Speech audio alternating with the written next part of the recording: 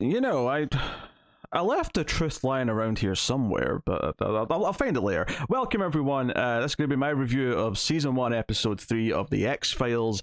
It's called Squeeze. So a few comments did kind of imply that this was a well-regarded episode. The rating on IMDb seemed to corroborate that. So I went in, maybe not with like high expectations, but just with a genuine curiosity to see what made this one stick out or be a bit different from the first couple. Because I wasn't super hot in the last one. Episode 2 I thought was a bit weak. So, very curious getting into this. And right away, the directorial style of this one felt very focused. It felt very strong. It's a very creepy episode about a serial killer who does have some abilities, seemingly. The very opening couple of shots, you've got, we're in the land of Marys. We're in Maryland.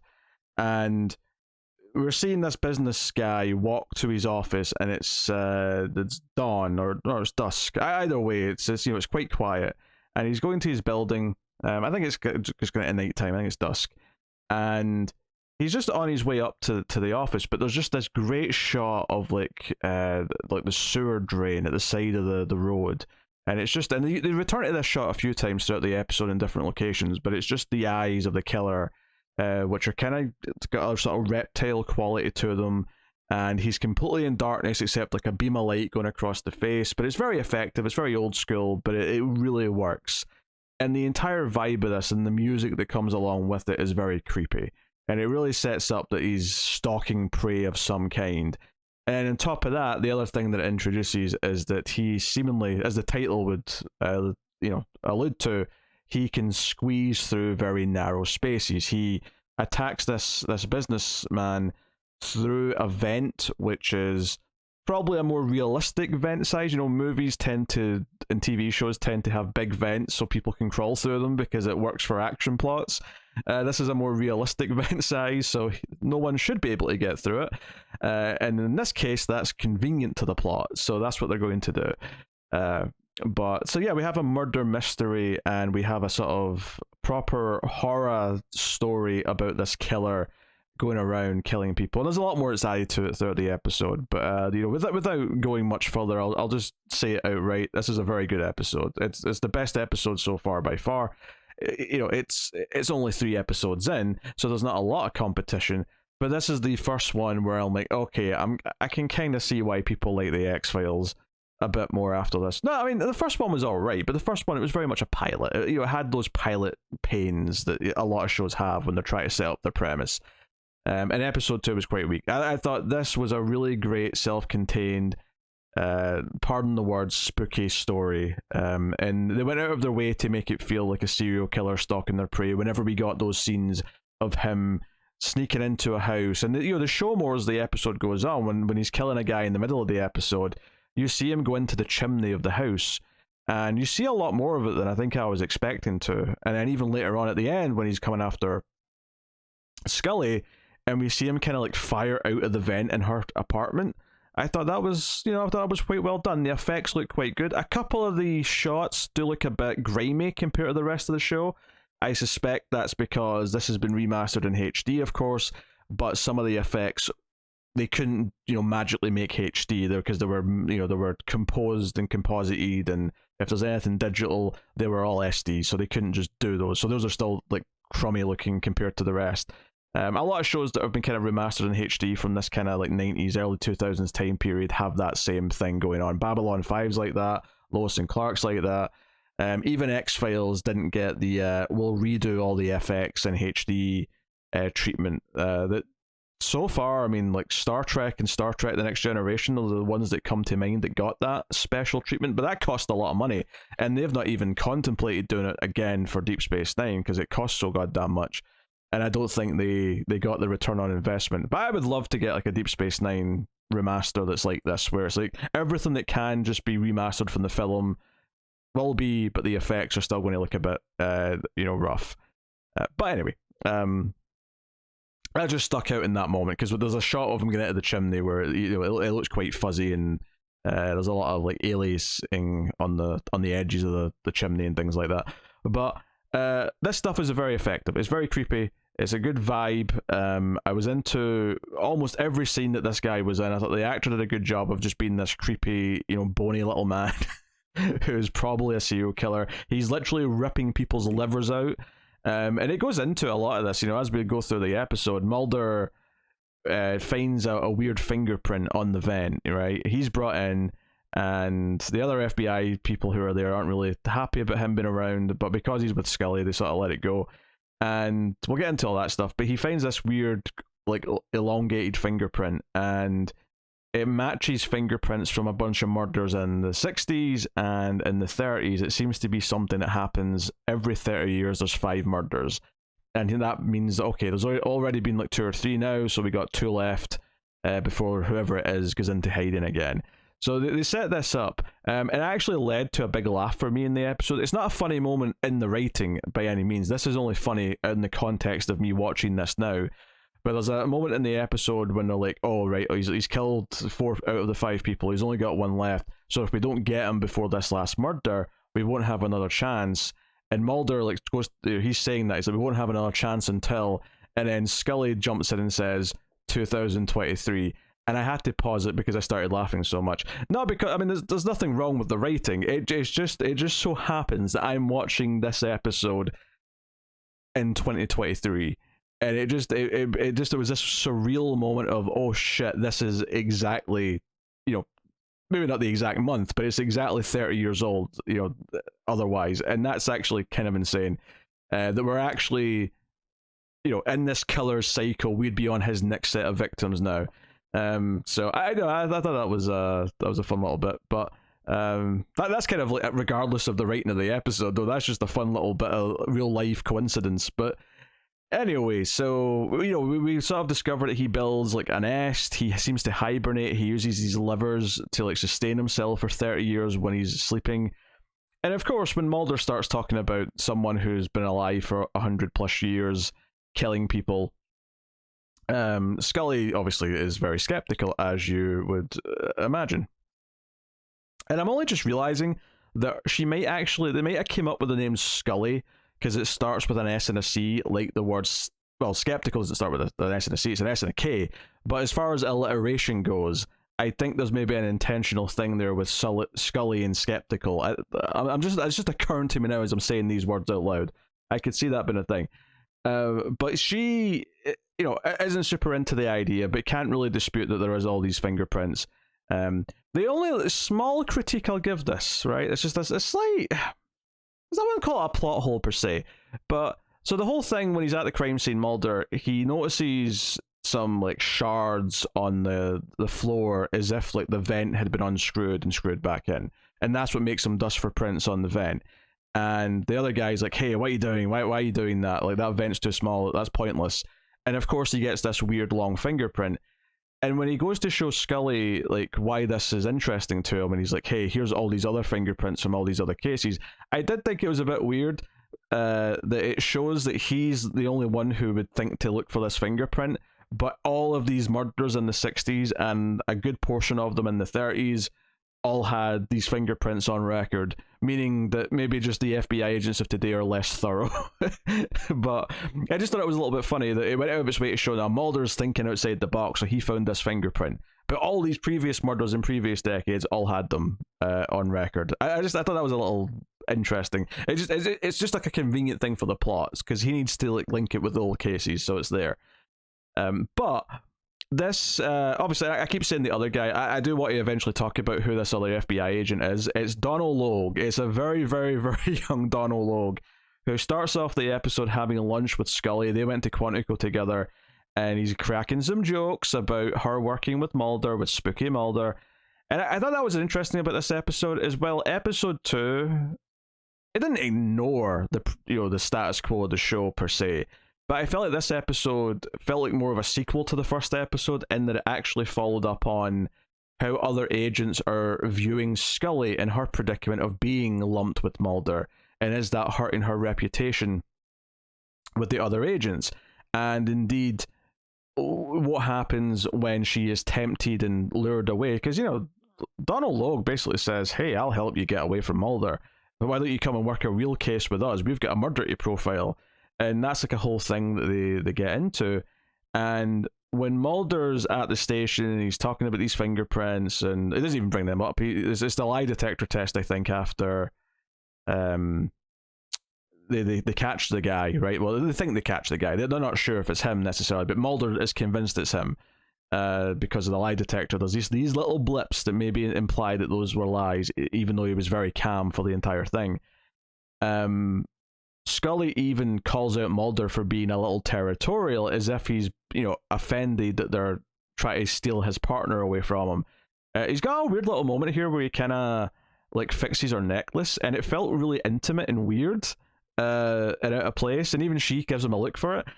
From a writing point of view, it's there for a reason, because later on, this necklace is going to be stolen by the suspect. And Mulder's going to know she's in trouble because he's going to find this necklace at the suspect's, murder den. And so it's to point out, it's to make us know that she's got this necklace, but also to really make it clear that Mulder's going to recognize this necklace later. So it's got a writing purpose. But it does feel like he's really overstepping his bounds for a second when he does this. It's like, it's right in front of her breast, and he's kind of like fixing it, and it's like, okay, all right, getting a bit personal there.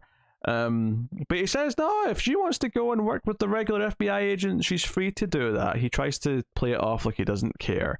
Well, not care. He does say that, even though she doesn't agree with them, she's always willing to go along for the ride.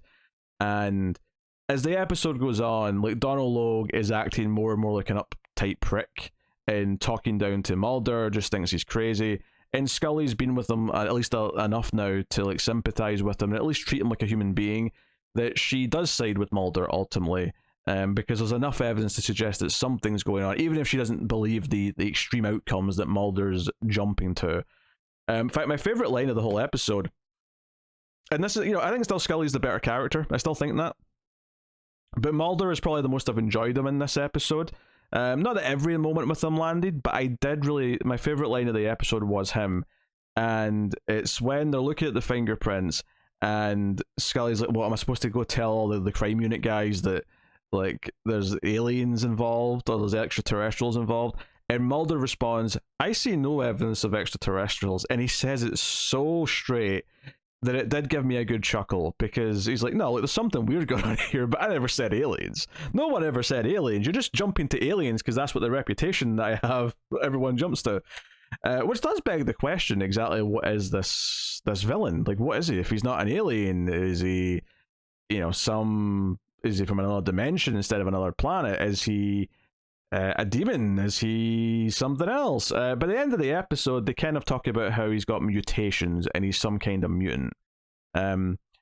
Mulder still has that thing where he does jump to the extreme conclusions that are probably dead right a little bit at times.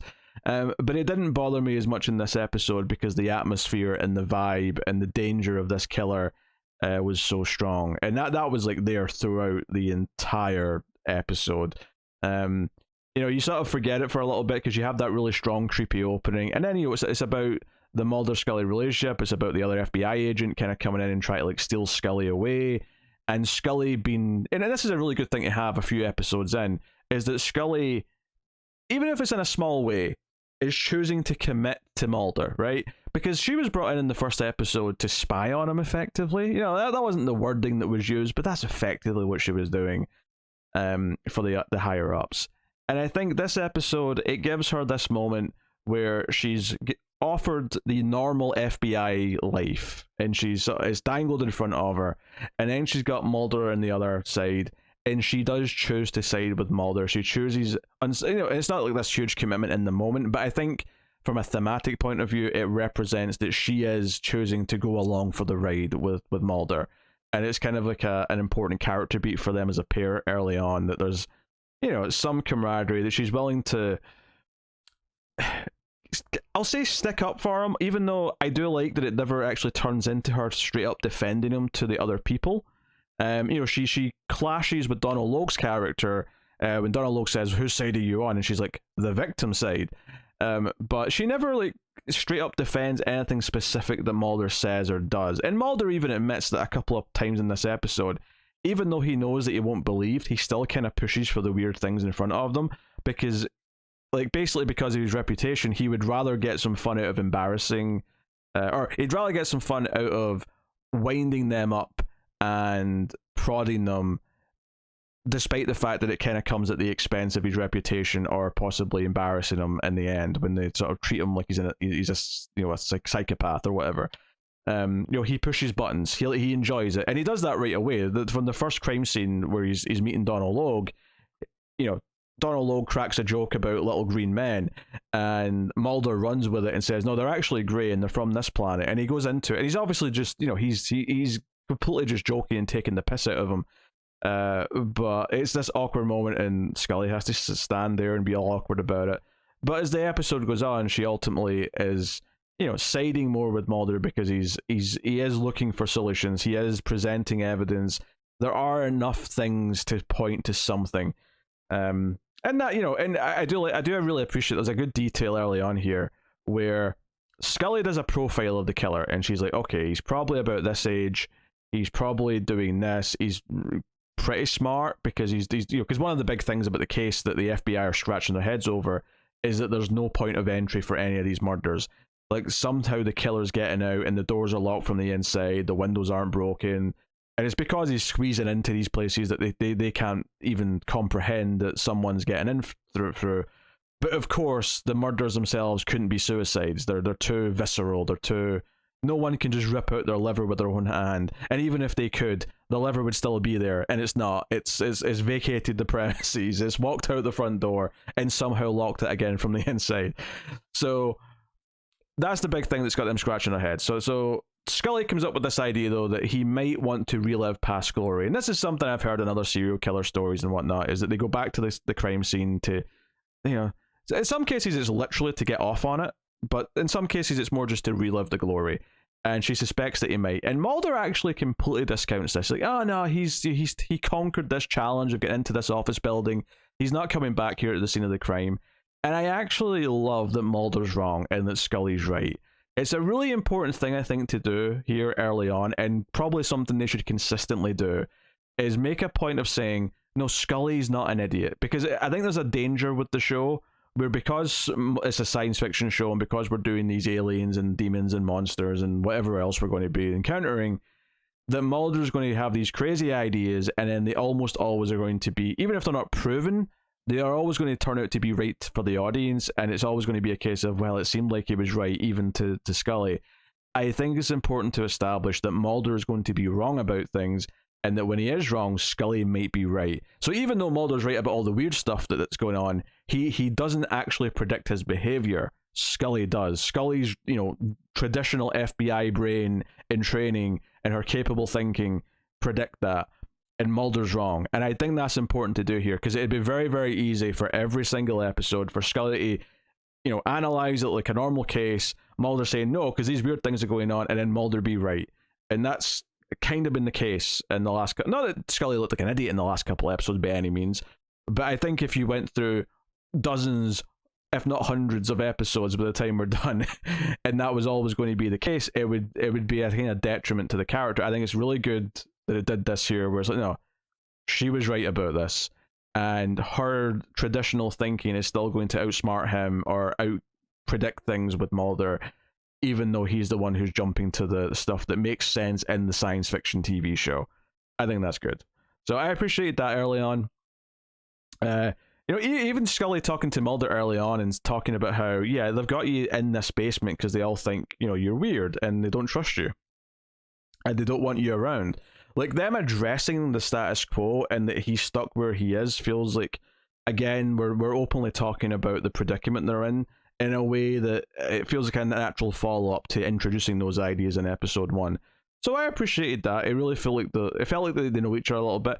I guess the show, I guess the characters are based in this location, because Scully just goes home at one point. I assumed they traveled to Maryland throughout the episode. You never see, to be fair, you never see that. You never see the plane. You never see them mention that or they're going to travel or anything like that.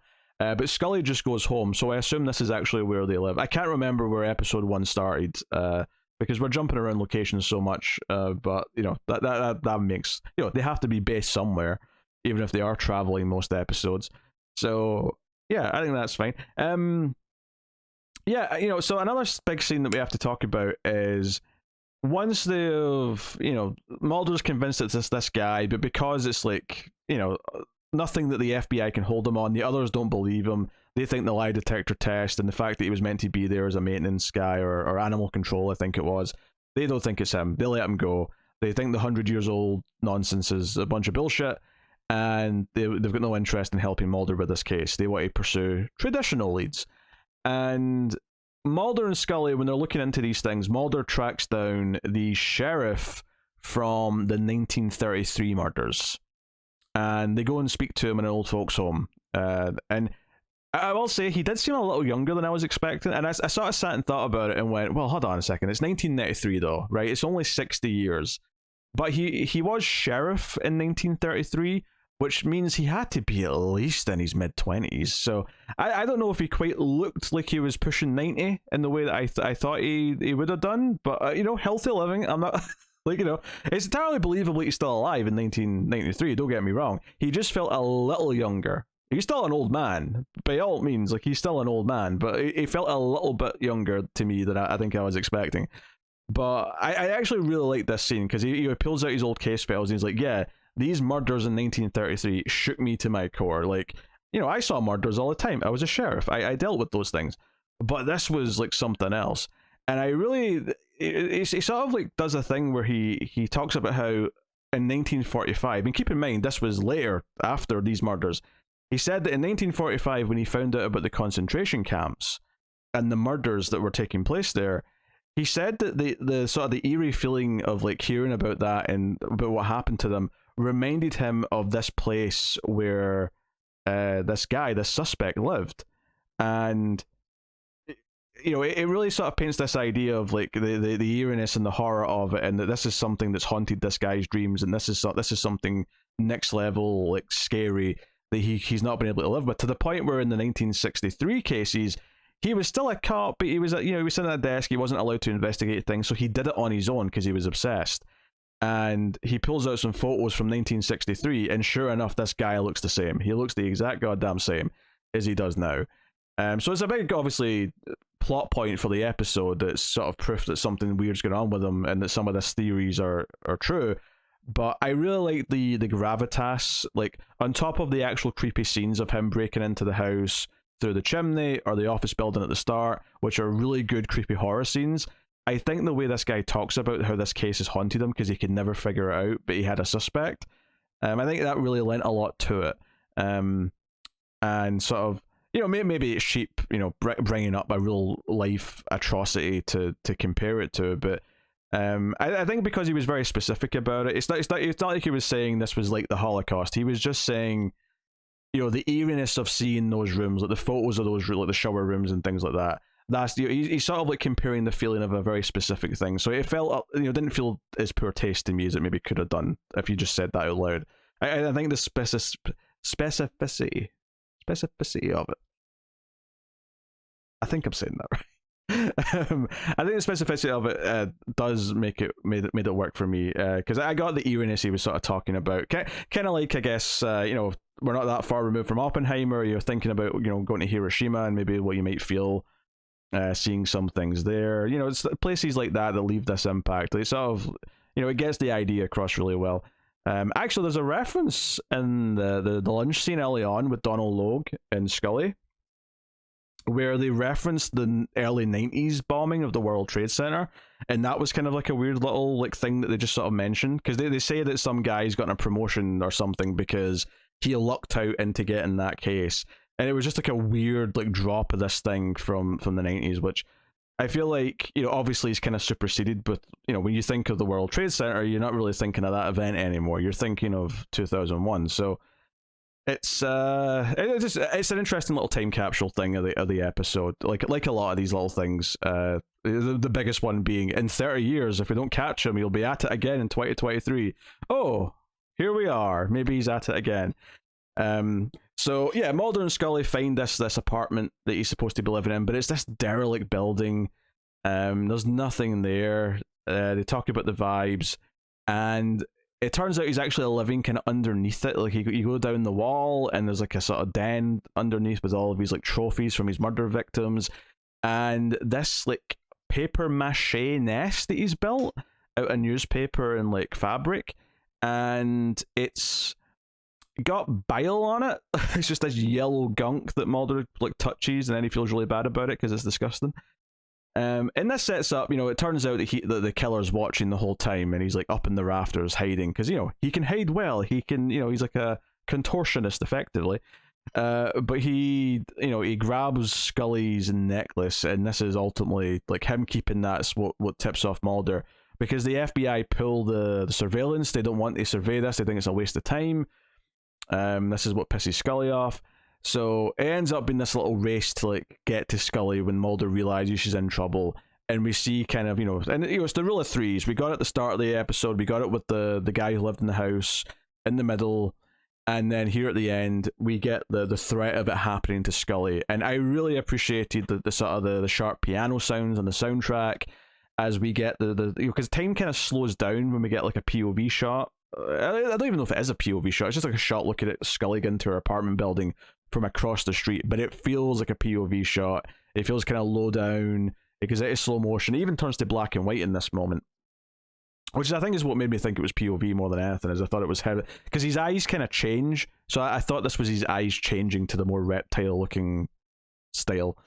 And yeah, it's kind of surreal seeing his face sticking out of the vent when he goes to grab her.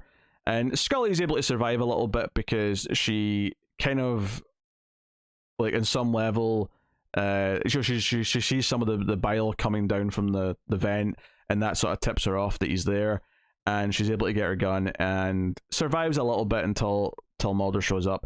I did question a little bit though, because when they have a bit of a struggle, Mulder slaps handcuffs on him, and then Scully slaps the handcuffs on the bathtub, and I thought, wait a minute.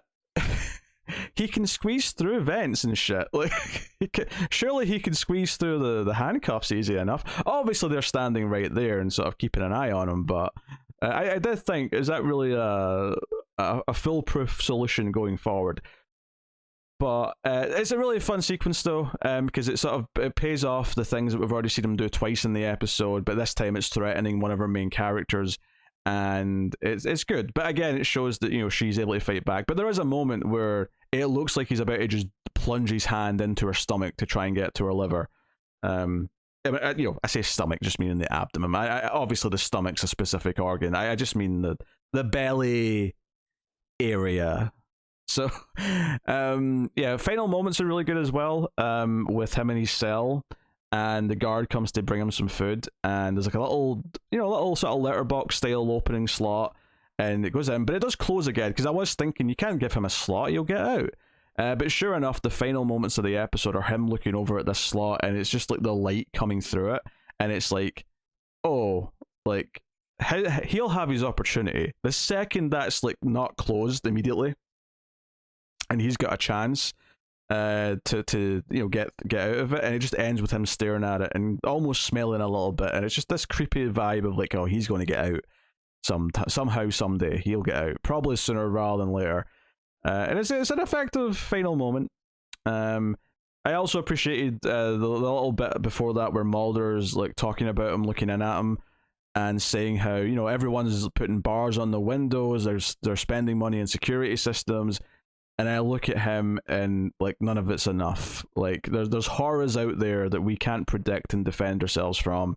And I think that fear of the unknown, like obviously the episode 1 and 2, like they talk about aliens, they talk about UFOs. He talked about his sister being abducted, and him describing not being able to move was a little bit horror sounding. But I feel like this episode really gets across the idea of like, oh, there's things out there that we. Like that existential dread of we can't even fight this. It's so incomprehensible. Almost like a Lovecraftian horror to an extent, where like, how could we possibly fight back? All we've got sticks, stones, and bullets. And these things are doing stuff way beyond that. They've got abilities, they've got other things. There are horrors in the dark that we don't know that might come out and get us. And that feeling that you kind of get at the end of the episode, I think, is quite good. So very strong episode. It definitely sells me on the show, I think, more than the first two did. The first one was alright. Second episode, I think, was not good. This episode is like, okay, right, this is the type of standalone episode that I think people talk about when they're talking about the X-Files. Which is not to say that all the standalone episodes are going to be great. I'm almost positive they're not going to be, because I've watched a lot of 90s TV shows with standalone Monster of the Week episodes. Some of them are great, but you're always going to get the stinkers. So we'll see how it goes forward, but I did really like this episode, and if this is the type of thing I can expect from the good episodes, then I suspect there'll be stuff to look forward to, and I'll have a pleasant time overall. So one of the things that I do with Connor on the Star Trek reviews, because they are more episodic as well, is at the end of the episodes I actually look ahead to the next one, and I don't think I did that in the first two of these, but I think I will do it going forward, because I think it's a good idea, because we can get a little taster what the next episode is. I can see what the IMDb rating is and maybe have a gauge of like if I should be excited or not. Pardon me here. Having multiple cats and a beard just means hairs go in the mouth a lot. But also, and that maybe also means that I should do what we do with Star Trek, and at the end of the season, because it is very standalone episodes, maybe I'll do like a top 5 of the season after each season, except maybe season 10, because there's only 6 episodes in that, so I can't really do anything about that. But yeah, that's an idea. So next episode 4, is called Conduit, and the description on IMDb is as follows: Mulder becomes obsessed with solving a case that closely parallels an encounter he experienced as a child. This has to be about the sister, right? Like, not necessarily that it ties to that, but the experience, I assume, is going to be that, but I could be wrong. Maybe he had another experience as a kid that he's thinking back to. So we'll see how that goes. That doesn't give me a lot to go on, to be honest. But very good. So let me know what you thought of this episode of the X-Files in the comments, and like, subscribe. All those things do help. But of course, you could help the most by going to patreon.com/MailFuzzTV and supporting over there for as little as $3 per month, and help keep all the content coming. It is greatly appreciated if you do. But that is me, so thank you once again for watching or listening. I always appreciate it. Keep watching TV. Have you got any vanilla?